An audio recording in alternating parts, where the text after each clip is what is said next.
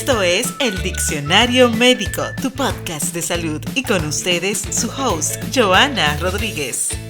Hola amigos del Diccionario Médico, bienvenido a otro episodio de su podcast de salud. Y en el día de hoy vamos a hablar de hipertensión en niños. Sí, increíble pero cierto. Sé que muchos se sorprenden de saber que los niños sufren de la presión. Le da presión arterial alta, hipertensión. Y es una estadística que ha ido en aumento. Anteriormente se estimaba que en adolescentes solo el 2% de la población padecía de hipertensión. Y luego de lo que fue la pandemia, que ha traído consigo un sinnúmero de cosas, ese número ha aumentado hasta un 9%, lo que preocupa y es importante que todos sepamos que los niños tienen hipertensión. Y para eso tenemos a la experta. Le vamos a presentar y dar la bienvenida a nuestra cardióloga pediatra, la doctora Angélica Grullón. Bienvenida, ¿cómo está? Gracias. Un honor para mí con un tema tan importante relacionado a la salud, sobre todo de niños y adolescentes. Así que muchas gracias por la invitación. Y para nosotros es muy importante mantener a esos niños y adolescentes saludables, por eso hay que comunicar y siempre nuestra vocación no solamente es curar, nuestra vocación es prevenir, que mucha gente se confunde con eso y para eso tenemos temas tan importantes como esto. Así mismo es, en la prevención está la clave para tener una buena salud para toda la vida. Como siempre yo lo menciono, la salud debe de comenzar desde la infancia y cuidar el corazón es parte vital para esa salud permanezca también en el adulto. Y hay una frase que yo creo que la digo en todos los episodios que hablo de niños. Infancia es igual a destino. Entonces, por eso tenemos niños sanos, adultos saludables y felices. Y para comenzar con el tema, ¿tú nos puedes definir qué es la presión arterial? La presión arterial elevada en niños y adolescentes, la hipertensión. Exactamente, va a depender mucho de los percentiles. Los percentiles son unas medidas que nosotros tenemos en los niños y adolescentes y que va a ser determinada tanto por el peso, la edad y el sexo de los niños. Cuando estos niveles de presión arterial que tomamos en la consulta de seguimiento están por encima del 95 percentil, entonces ya ahí hablamos de hipertensión arterial en niños y en adolescentes también. Ya hay algunas cifras que se han cambiado, que vamos a hablar más adelante de eso, actualizadas ya este año de las diferentes escuelas de hipertensión arterial en el mundo. O sea que es una medida personalizada, no es como en adulto que hay como un estándar. Y hablando de que es personalizada y que es diferente a la adulta, ahí mismo vamos a hablar cuáles son las diferencias en lo que es la hipertensión en niños y la hipertensión en adultos. Correcto. Esas diferencias, como tú mencionabas, las medidas que no son estandarizadas, sino que son diferentes en cada niño, en cada etapa del desarrollo. Tenemos etapas cruciales como son los niños adolescentes y por debajo de esa edad los escolares y preescolares que van a tener unos niveles diferentes. Pero también la diferencia que abarca entre adultos y niños es que las causas también van a ser diferentes. Tenemos hipertensión arterial secundaria, en el cual tenemos alguna patología de base que sigue siendo muy prevalente en la infancia, y tenemos la hipertensión arterial esencial, en el cual es predominantemente por los genes que se ve influenciada y también por factores de riesgo cardiovasculares como la obesidad, y lo vemos más en adolescentes. Y esa es la gran diferencia que abarca, porque cuando vemos un niño hipertenso tenemos que saber la causa, o es secundaria o es una hipertensión simple y sencillamente esencial. Y eso hay que detrás de toda hipertensión hay una robusta investigación de saber qué está pasando. Por ejemplo, tenemos aquí a Marita. Ay, sí. La hemos bautizado ahora. Claro, y Marita es una lactante. Correcto. Pero para tomarle la presión a María, ¿se usa el mismo brazalete que usamos en el adulto? No, claro que no. Para tomarle la presión a todos los niños, desde recién nacidos, lactantes, escolares y adolescentes, tenemos que saber cuál es la medida estándar del brazalete que vamos a usar, o el manguito, como comúnmente lo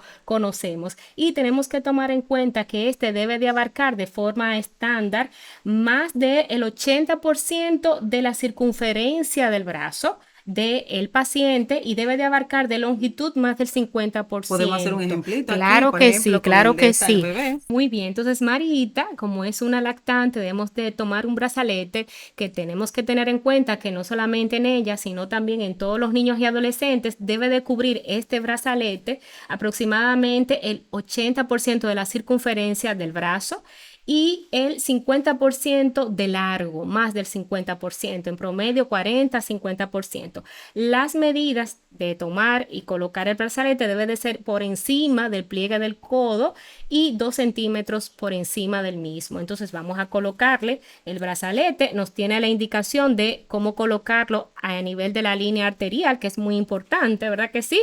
Que va a abarcar todo lo que es el 80% de la circunferencia del brazo, así como también del 50% del largo del brazo que vamos a utilizar de acuerdo a la edad del paciente. Por eso es importante siempre medir estas medidas porque no son estándares. Los niños pesan diferente, tienen edades diferentes, pero también tienen pesos diferentes. Y esto va a influir en qué brazalete le va a tocar de forma individual. Importante es que nosotros, como somos pediátricos, siempre debemos de comenzar la medición en el brazo derecho, ya que podemos tener anomalías del arco aórtico y nos puede causar un diferencial importante. Y eso es otra diferencia quizá en los adultos. Correctamente. Nosotros debemos lo correcto de tomar la presión arterial en todas las extremidades porque tenemos patologías vasculares. Y otro gran congénitas. mito también, la presión no solo se toma en los brazos, sino que pueden ser en los pies. Exactamente, porque hay una diferencia que debemos de tomar en cuenta en cada brazo de 10 milímetros de mercurio y de miembro superior e inferior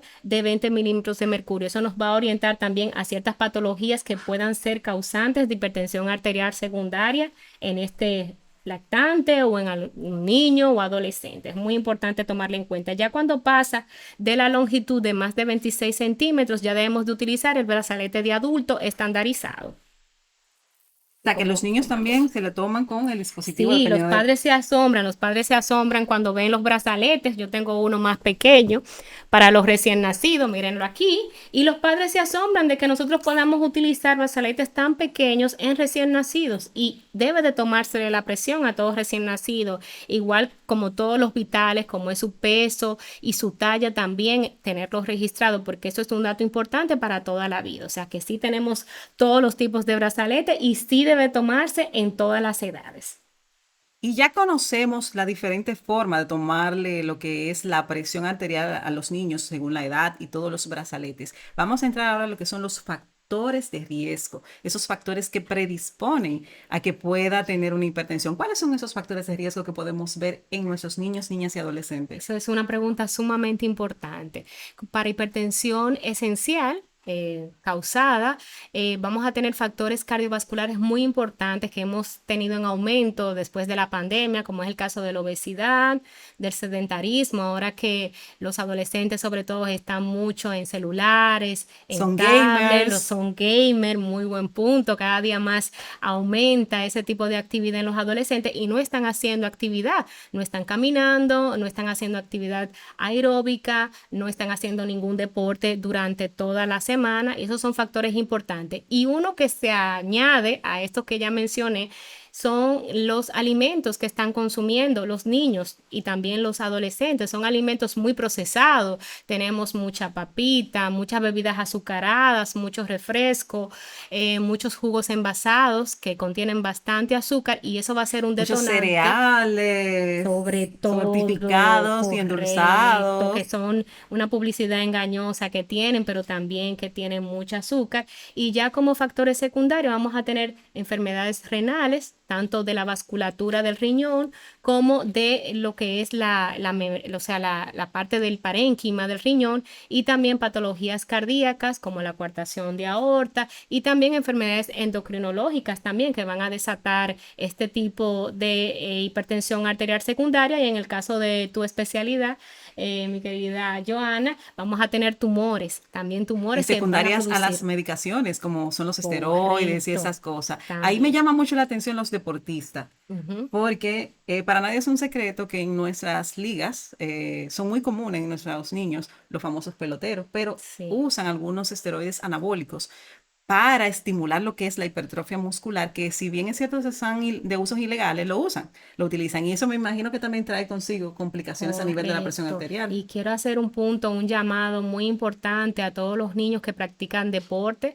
Actualmente yo he visto una población alta de niños deportistas, pero que están teniendo una actividad deportiva muy intensa. O sea, estamos hablando de pacientes que están teniendo una actividad deportiva de alto rendimiento y en la mayoría de los casos nunca han sido evaluados desde el punto de vista cardiológico y como tú mencionas, le añaden ese tipo de medicación para sobreestimular el crecimiento muscular, pero también esto va a afectar el crecimiento a nivel del músculo del corazón y también de la presión. Imagínense un paciente que no sabemos su condición, si tiene alguna enfermedad de la que ya he mencionado, si está ingiriendo alimentos poco saludables, entonces le adicionamos estimulantes que para su edad no son los convenientes, vamos a tener por supuesto un detonante y un efecto cardiovascular que va a impactar a lo largo de toda su vida. Así que papá, mamá y encargado de liga, entrenador, por favor, mándenlo a evaluar con su pediatra y con el cardiólogo. Y para continuar hablando de esto, de todo lo que es la hipertensión, ¿qué importancia tiene? Que ya le hemos mencionado, pero quiero resaltarla,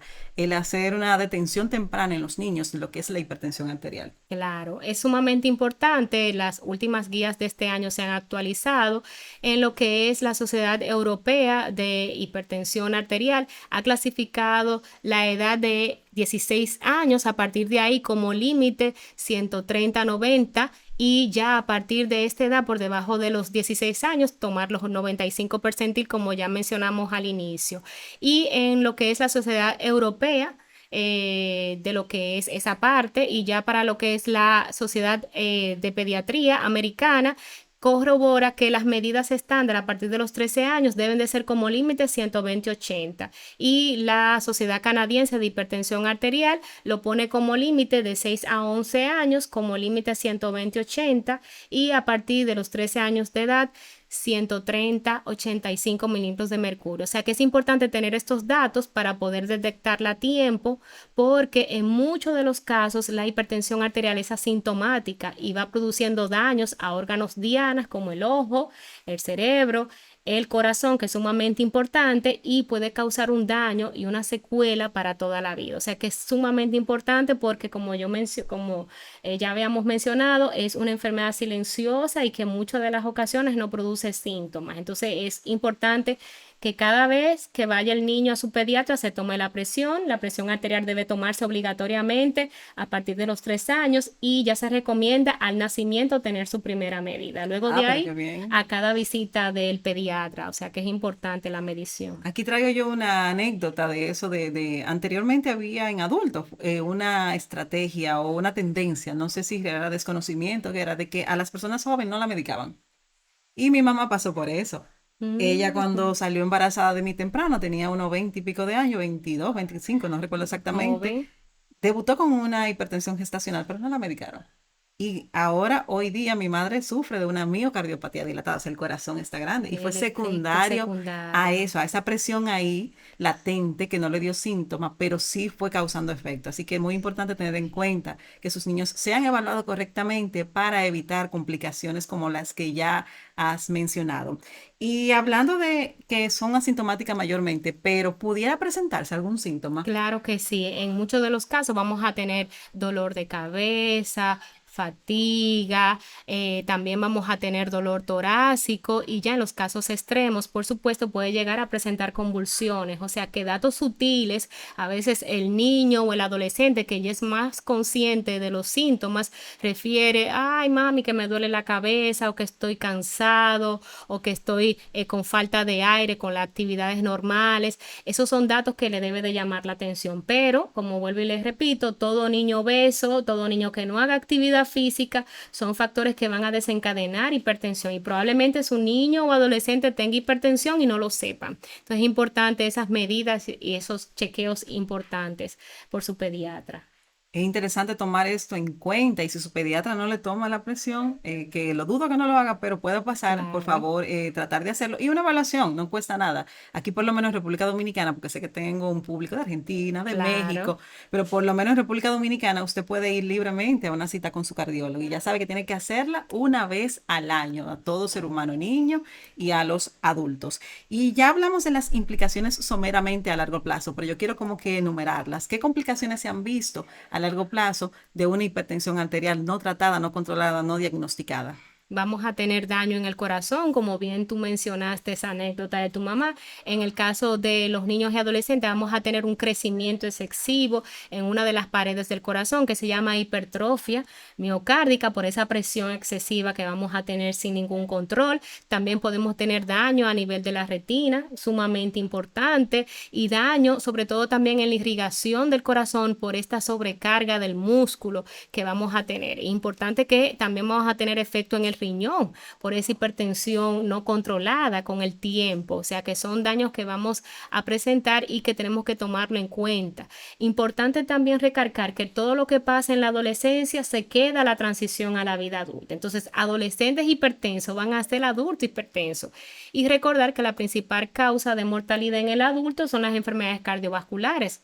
Si tenemos adolescentes y niños con factores de riesgo, con hipertensión, vamos a tener entonces mayores eventos cardiovasculares prematuros. Entonces, eso es sumamente importante tenerlo en cuenta. Y ahí hay que poner atención porque la transición pasa muchísimos eventos. Nosotros que tratamos enfermedades crónicas, a la hora de que esos adolescentes, que todavía son adolescentes, cuando pasan a los 18 años, por lo menos aquí que es la edad adulta, que pasan a especialistas de adultos por asunto de la cobertura de salud, por asunto de que ellos mismos no quieren seguir en eso, por asunto de que están cansados, dejan el seguimiento y ahí aumentan lo que son las mortalidades en personas jóvenes en ese sentido.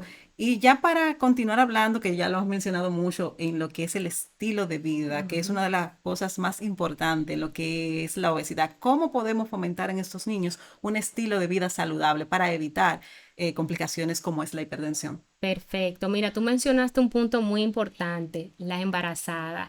O sea que a partir desde el embarazo debemos de fomentar esa vida saludable en ese bebé que estamos gestando. Ya la madre es importante que mantenga una vida saludable. Los factores de riesgo durante el embarazo modifican el sistema cardiovascular y va a predisponer a ese niño para que sea hipertenso. Los partos prematuros debemos de evitarnos porque eso predispone a que sean niños que van a tener hipertensión arterial a futuro. Y luego del nacimiento, en los primeros 5 años, se debe de mantener una alimentación a base de frutas y vegetales, a base de agua, no de refresco ni de ninguna sustancia, compotas. Debemos de realizar compotas naturales en la casa, fomentar la ingesta de legumbres, guandules, habichuelas, es sumamente importante. Se prefiere a que los niños ingieran la fruta, los jugos naturales, porque van a ingerir la fibra y es lo que queremos, que eso se mantenga acompañado de actividad física. Vamos a sacar a los niños de la casa, vamos a movernos, tenemos que caminar. Se recomienda que los niños caminen 1 hora por lo menos diario, o que monten bicicleta o que hagan actividad de baile. O sea, hay que parar a los niños, hay que moverse y esto se tiene que mantener durante toda la vida. Pero importante, Joana, es que también eso se tiene que mantener en todo el entorno familiar. No podemos tener a los padres ingiriendo refresco ni comiendo bebidas pocos, o sea, tomando también otras bebidas que están muy azucaradas, ni tampoco tomando alimentos poco saludables. O sea, los padres tienen que ser un ejemplo de los niños, o sea, que el ambiente sea saludable también. Claro que los niños van a hacer lo que tú haces, no lo que tú le digas. Entonces, si ellos ven eso, van a imitar tus actos. Por eso es importante también hacer la estructuración de un estilo de vida saludable a nivel familiar. Y aparte de fomentar lo que es la alimentación, el estilo de vida saludable, no pueden olvidar lo que hemos repetido, la evaluación con su pediatra y también la evaluación una vez al año al cardiólogo. ¿Y qué importancia tenemos en regular estas medidas? Así en resumen también para ir cerrando. Claro, porque si la mantenemos, vamos a seguir haciéndola en la vida adulta. Como tú dices, ya cuando pasa esa transición, ya ese adulto que ya deja de ser niño, adolescente, comienza a dejar muchas de las prácticas que hacía. ¿Por qué? Porque no se mantuvo con una vida saludable durante la infancia. Entonces, fomentarla desde la infancia, eso va a ser vital porque ese hábito se va a quedar para toda la vida. El niño que camina va a seguir caminando siendo adulto. El niño que se alimenta a base de frutas y vegetales va a seguir siendo un adulto que ingiera frutas y vegetales. Y eso es lo que queremos. Y también recalcar que ya desde hace 2 años tenemos como parte del estilo de vida, que no se debe de olvidar, es el sueño. O sea, cómo está la higiene del sueño en estos pacientes. Muchos adolescentes, como tú dices, se quedan jugando de madrugada, se quedan viendo celular desde madrugada y tienen muy pocas horas de sueño. Todo adolescente que duerma menos de 7 horas tiene mayor riesgo de obesidad. Y eso es un factor para tener hipertensión arterial. Entonces, además de todo lo que hemos mencionado, tenemos que fomentar la higiene del sueño. Eso es Y esas vital. pantallas que han sido no sé Ujú. realmente cómo llamarle, pero sí están reguladas. O sea, las horas de uso de las pantallas, hay una recomendación por la Sociedad de Pediatría, que Ujú. a partir de los 2 años, es que incluyendo pantallas, televisión, celular, tablet, computadora, después de los 2 años los niños deben usar menos de 2 horas de pantalla al día. Y pasa todo lo contrario. Yo creo que usan pocas No, horas. y que los niños ahora observan mucho y le dicen a los padres, pero tú usas el celular, ¿porque tú me lo vas a quitar a mí? Tú Te usas tu pueden llamar la tableta. atención y con su derecho. Exactamente. Correcto, correcto, correcto. El ejemplo, pero sí es importante eso, adecuar las pantallas para que ellos puedan dormir, puedan tener menos hiperactividad, puedan tener menos complicaciones. Esta conversación ha estado interesantísima y sé que a todos le va a encantar y van a poner sobre todo en práctica, pero para que le quede mejor organizado, menciónanos esos puntos claves de lo que es mantener un niño prevenido y ya un niño con hipertensión en salud. No, de verdad es un tema sumamente importante. Quiero agradecer a Joana por haberme invitado. De verdad que tratamos de hacer ese impacto a través de la prevención. Actualmente la medicina es preventiva porque debemos de evitar las enfermedades y esto se comienza desde el embarazo. Por lo tanto, es sumamente importante que esa madre embarazada se mantenga en actividad, caminando, alimentándose de forma saludable y también el niño y el adolescente tiene que mantener un entorno saludable que también ve el ejemplo en sus padres, comiendo vegetales, comiendo fruta de 2 a 3 veces al día, durmiendo un promedio de 7 a 8 horas, disminución de las pantallas, debemos de estar más en actividad y sobre todo sumamente importante mantener ese peso adecuado durante toda la vida. Es importante hacer este impacto para poder disminuir esa hipertensión arterial y que también tengamos en cuenta de que esos niños a partir de los 3 años siempre deben de tomarse la presión arterial una vez al año. Agradecida de tener la presencia de Angélica con estas ilustrativas y yo sé que tan importante instrucciones sobre cómo mantenernos con un estilo de vida saludable que aplican a todos, no solo a los niños, niñas y adolescentes, sino que todos los adultos deben seguir el ejemplo como ya hemos mencionado y esperando que la comunidad del diccionario médico pueda compartir esta información. Por eso te invito a que le des like a este video, active la campanita y te suscriba al canal. Muchísimas gracias, Angélica, por estar Gracias, aquí. Joana. Pueden mandar sus preguntas también en los comentarios para así cualquier duda que tengan también podérsela Ya contestar. saben que la doctora va a estar pendiente a cualquier duda, cualquier interrogante, igual que yo vamos a estar pendiente de lo que pueda servir de aclaratoria y que pueda servirle para que todos tengamos un estilo de vida saludable. Así que muchas gracias de verdad y que siga impactando estos temas para que los padres y todos en la comunidad podamos tener una prevención de forma adecuada. Así que muchas gracias por la invitación. Gracias a ustedes y será hasta un próximo episodio. Esto es El Diccionario Médico, tu podcast de salud, y con ustedes su host, Joana Rodríguez.